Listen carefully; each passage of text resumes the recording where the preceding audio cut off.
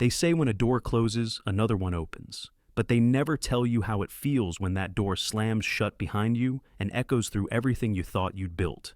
One minute, I was wrapping up a milestone review that confirmed our division drove over 61% of total company revenue. The next, I was being handed a termination letter by someone who didn't know where the coffee filters were stored. My name is Daniel Reeve. I'm 41 years old, and until 10:47 a.m. this morning, I was the Executive Vice President of Clinical Strategy at Virion Health Systems. I'd been there 9 years. I built that department from a 3-person task force into a data-driven juggernaut of clinical optimization, payer integration, and strategic rollouts across 6 regions. We didn't just contribute, we sustained the entire ecosystem.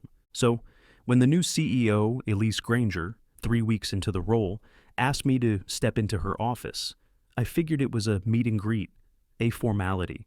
She was all smiles, black dress, tablet in hand, voice smooth, like someone who never had to raise it to get a room to listen. "Daniel," she said, gesturing toward the chair across from her. "Thanks for making time." I nodded, sat. "Of course. What's on your mind?" She tapped her tablet, then folded her hands. "I'm going to be direct. After reviewing team alignments and upcoming strategy shifts, I've decided to make some leadership changes. Effective immediately, your role is being eliminated."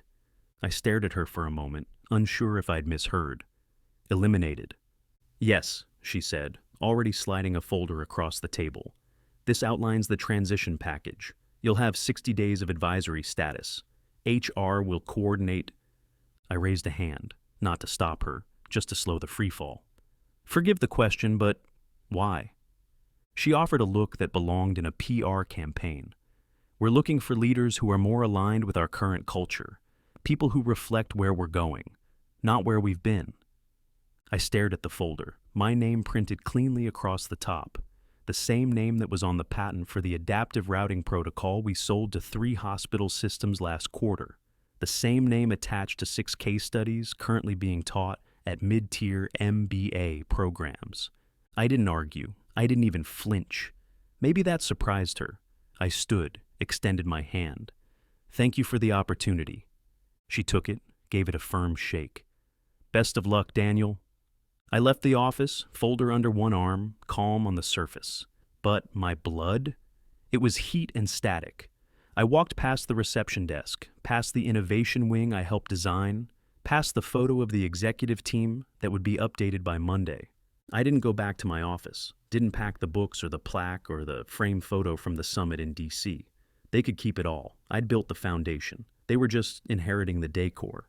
The elevator down to the garage was slow. I could see my reflection in the mirrored wall, jaw set, shoulders squared, eyes colder than I remembered seeing them.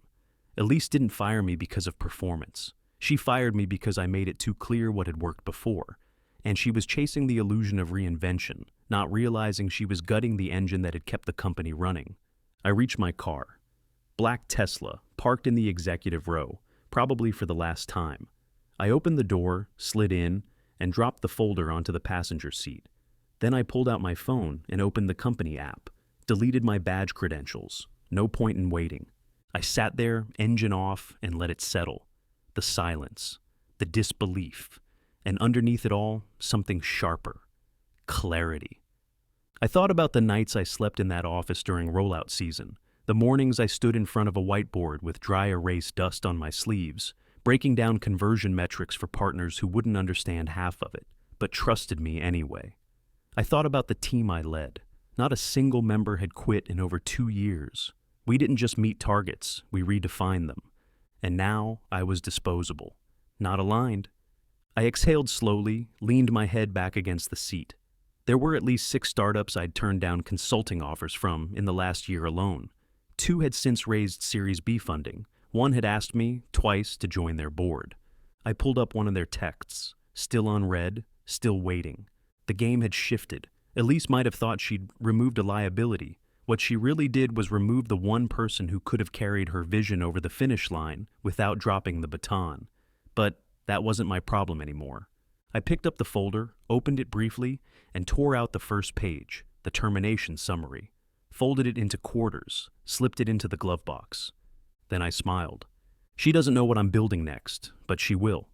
I didn't sleep much that first night, not because I was spiraling. Those days were behind me. It was clarity that kept me up, that wired tactical hum that used to hit me mid-presentation when a risky pitch started to land. Only now, I wasn't thinking about saving anyone else's quarterly numbers. I was building my own. By 6 a.m., I was sitting at my kitchen table with a yellow legal pad, sketching outlines. Not business names or logos, none of that branding fluff.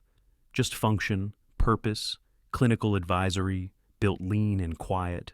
Focused on what I knew best, helping early-stage health startups avoid the expensive missteps that legacy firms made daily. A clinical innovation consultancy, no full-stack nonsense, just results. After a few hours, I picked up my phone and scrolled to a name I hadn't touched in a while, Marcus Lin. 3 years ago, I'd helped pull his health tech venture out of a death spiral by quietly rerouting their integration plan and renegotiating a hospital group contract that should have sunk them. I never charged him. Didn't need to. He'd asked why at the time. Because I believe in collecting interest in people, not favors, I'd said. Now I was cashing in. He picked up on the second ring. Daniel, got a minute? For you, always. We talked for 20 minutes. I gave him the short version, my departure, my direction, what I was building. He didn't hesitate. I've got 3 founders looking for clinical guidance, young, green, and terrified of regulators. I'll send intros by noon. By 1 p.m., I had back-to-back Zooms. That week, I worked out of a shared co-working space across town. Concrete floors, startup energy, overpriced coffee. It felt right. No mahogany desks, no frame mission statements, just ideas. Word traveled faster than I expected. By the end of the second week, I had 2 former clients reach out, both saying the same thing in different ways. We heard you're out. Want your take on something?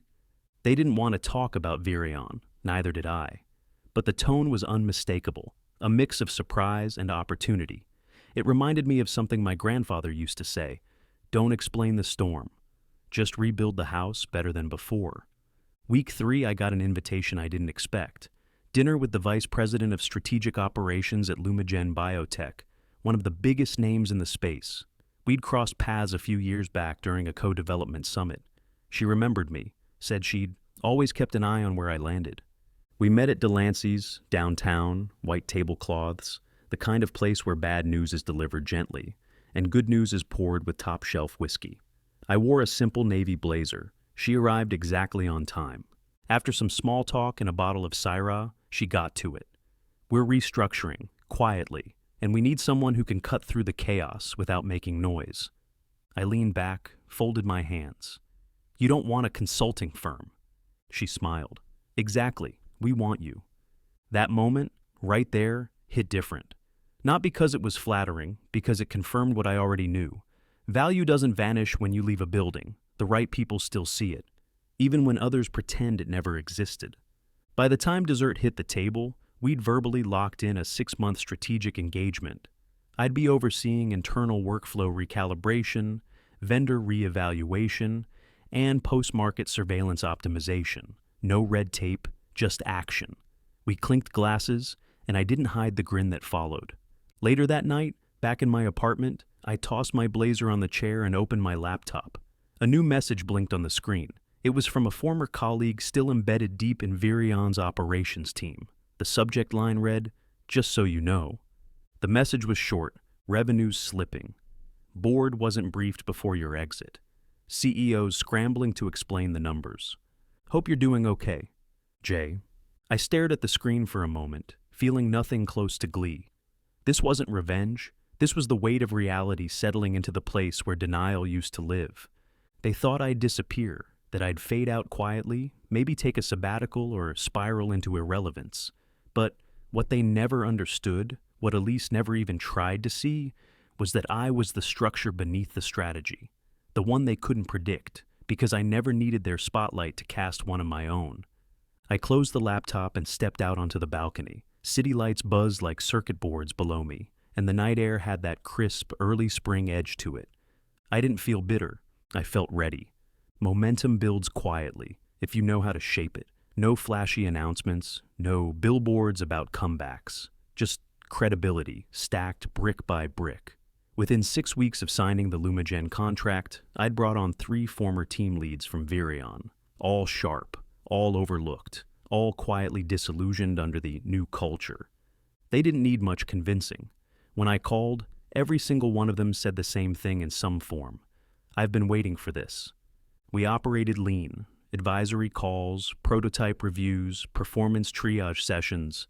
No bloated decks, no buzzwords, just results. Clients appreciated the focus. We weren't selling vision. We were correcting trajectories. Word got out. Fast. A director at Evra Health asked if we'd consider taking over a stalled integration pilot. A small genomic startup cold emailed asking for a 3-week strategic audit. By month 3, we had 5 active engagements, and not one of them required a pitch deck. They came to us. The kicker? Every single one had prior contracts, at some point with Virion. I started hearing whispers. One of my old direct reports called after hours. "Daniel, you didn't hear this from me, but 3 execs are prepping exit packages. 2 are already interviewing. One's been meeting with a recruiter off book for weeks." "Voluntary exits?" I asked. "Officially, yeah, but internally, it's chaos." I thanked her. Didn't press, didn't need to. Then came the email. No subject line, no sender name, just a string of letters in the address that didn't register with any database I ran it through. The body was short: closed session board, meeting minutes, Virion Health. CEO cited strategic realignment as reason for executive terminations. Data presented shows 9% client attrition in Q1. Internal memo cites emerging narrative instability. "You didn't deserve that exit. Thought you should see it. A watcher." Attached was a PDF, real minutes, verified formatting, time-stamped. Even the phrasing had Elise's fingerprints, clinical and sanitized. Emerging narrative instability. Translation? Investors were nervous, the retention dip was real, and my exit wasn't as well packaged as she'd hoped. I didn't rage, I didn't hit forward and blast it into the wild. That's not how you win wars worth remembering. Instead, I reached out to someone I trusted, Jillian Hart, senior contributor at Medline Business. I'd helped her verify a story 2 years back about a private equity buyout that nearly dismantled a pediatric device startup. We weren't close, but she knew I never fed her noise. I sent her a message. "Hey Jillian, something's brewing at Virion. Thought it might interest you, not for attribution. But here's what I know. Daniel, I gave her just enough. The turnover surge, the client losses, the phrasing from the minutes, and the shift in partner contracts without disclosing the document itself. Just a nudge. She could fill in the blanks." 3 days later, her article dropped. "Culture over results? Inside the collapse of a clinical powerhouse." It was brutal, clinical even, just like Elise. The piece dissected Virion's strategic redirection, highlighting talent flight, client erosion, and declining partner confidence. There was a paragraph in there that stood out to me more than anything else. Sources say Virion Health's recent departures were not performance-based, but politically convenient, driven by a leadership transition more interested in optics than operational longevity. No names, no direct quotes, but everyone knew who it pointed to. That evening, my phone buzzed nonstop. Former peers, a few clients, even an old rival. "Did you see the piece? Is she really losing control that fast? You didn't leak that, did you?" I didn't reply. I didn't have to. Silence has a volume of its own when truth is standing next to it. Later that night, I poured myself a glass of scotch and stepped out onto the balcony. Same view, same quiet hum of the city below. But everything had shifted. I wasn't celebrating, not in the way most people think, because it wasn't vengeance. It was a mirror, held up to their own arrogance. 6 months later, I walked onto the main stage of the Global Health Tech Leadership Summit, mic clipped to my lapel, blazer crisp, every slide behind me sharpened to the sentence. The ballroom was standing room only, elbows tucked in, phones held high, that quiet tension of an audience that came to be told something real. The title of my keynote, Sustainable Strategy in an Ego-Driven Market. I didn't name names, didn't need to, but I told the truth about how clinical divisions are gutted in the name of vision, about how culture becomes a weapon when the results don't fit the narrative, about how founders and executives chase rebrands like lifeboats, ignoring the cracks in the hull. By the time I wrapped, my final slide read, "Don't confuse silence for absence. The builders are still building, just not for you anymore." It lit up LinkedIn within the hour. Afterward, I stayed behind in the green room, sipping tea, my phone vibrating nonstop. Comments, reposts, tags. I'd never courted virality, but I wasn't naive. That talk struck a nerve. Not because it was harsh, but because it was accurate. People were tired of pretending incompetence was strategy. About 20 minutes later, a woman approached me, polished, mid-40s, quiet confidence. She flashed a badge that simply said, N. Crawford, Executive Search, M&B Group. She extended her hand. "Mr. Reeve, I'm with M&B's Board Services Division. I represent a few legacy health orgs looking at structural course correction. One of them is familiar to you." I raised an eyebrow. "Virion?" She smiled. "Let's call it a company currently exploring realignment." I let the irony settle. Realignment. The very word Elise Granger used when she fired me. "They're reviewing their leadership structure," she continued, "and would be open to an external advisory role, possibly more." I didn't flinch, didn't respond right away, just offered a neutral nod. "Appreciate the outreach," I said. "If they're serious, they'll send the brief." She nodded. "They will. Off the record, some on the board were surprised you hadn't already been engaged." I gave a small smile. Some doors close late. That night, after the closing gala, I rode the hotel elevator back to my suite on the 21st floor. It was near midnight. Most people were still downstairs, wine-drunk and elbow-deep in networking cards they'd never actually follow up on. The elevator stopped on 17. The doors opened, and she stepped in. Elise. Her eyes locked on mine in that split second before she registered the situation. Her stride faltered, just barely, but I saw it. She wore a deep green pantsuit, high heels, and that same polished expression I remembered from the day she handed me my exit papers. But this time, the edges looked sharper, like she was holding herself together by pure force of habit. "Daniel," she said, her voice neutral. I nodded once. "Elise." We rode in silence. The elevator hummed softly between floors. She didn't speak again. Neither did I. At floor 21, I stepped out. As the doors began to close, I looked back briefly. She was staring straight ahead, not at me, just forward. Like if she didn't acknowledge the moment, it never existed. No gloat, no venom, just air between us, clean and sharp. I let myself into my room, pulled off the blazer, and poured a short bourbon, sat by the window, the city glowing below, and opened the latest message in my inbox. Subject line, Virion External Proposal Request. Brief attached. A list of known issues, strategic blind spots, client attrition, market drift. At the very end, a single line. The board is seeking external insight into next phase operational recovery. You have been identified as a preferred candidate. I leaned back, glass in hand, and read it twice. They wanted the architect back to assess the ruins. But I wasn't angry. I didn't want her job. Didn't need to prove I belonged there. No, what I wanted was simpler. I wanted the silence after her voice was no longer in the room. The morning light came in, slow through the glass wall of my office, bathing the space in a soft, quiet gold. No awards hung on the walls, no company slogans. Just clean lines, a black leather chair, and a matte desk with only 3 things on it: my laptop, a contract envelope, and a pen in a wooden case I hadn't touched in years. The city outside moved like it always does, cars like blood cells and glass arteries, early risers pacing through sidewalk routines. But in here, everything felt still. My firm now advises 5 clinical startups, all founder-led, all quietly punching above their weight.